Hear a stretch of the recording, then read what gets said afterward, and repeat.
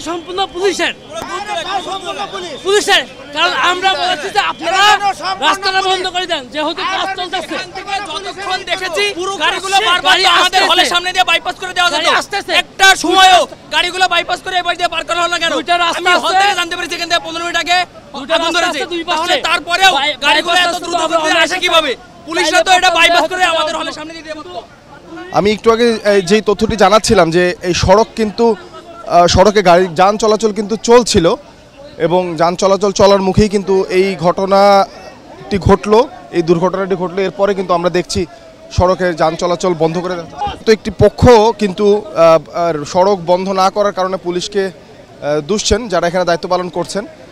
যদি সড়কে যান চলাচলটা বন্ধ করা হতো তাহলে হয়তো এই অনাকাঙ্ক্ষিত ঘটনাটি দেখতে হতো না।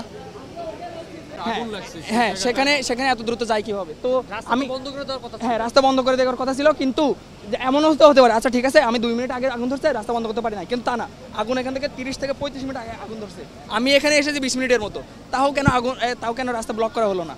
পুলিশ এখানে কি করতেছে? এখানে পুলিশের কোনো হাই কমান্ড নাই।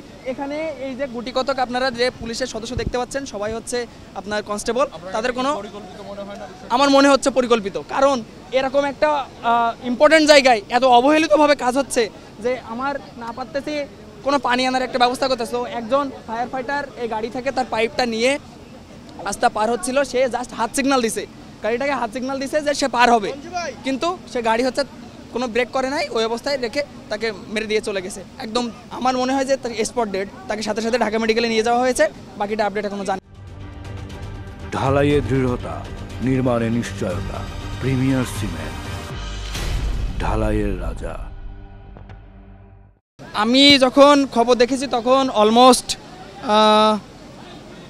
তখন 2:45 দিকে আমি হচ্ছে খবরটা দেখেছি, তারও 10 থেকে 15 মিনিট আগে আগুন ধরেছে।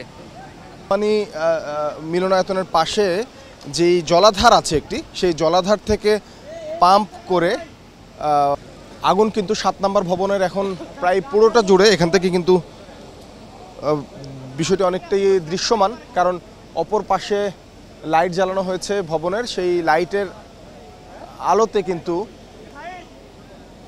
সড়কে এই মুহূর্তে যারা এই আগুন নেভানোর কাজে নিয়োজিত এবং নিরাপত্তার কাজে নিয়োজিত তারা ছাড়া অন্য কারো গাড়ি কিন্তু চোখে পড়ছে না, কারণ যেমনটি বলেছি সেই দুর্ঘটনার পর সড়কে গাড়ি চলাচল বন্ধ করে দেওয়া হয়েছে।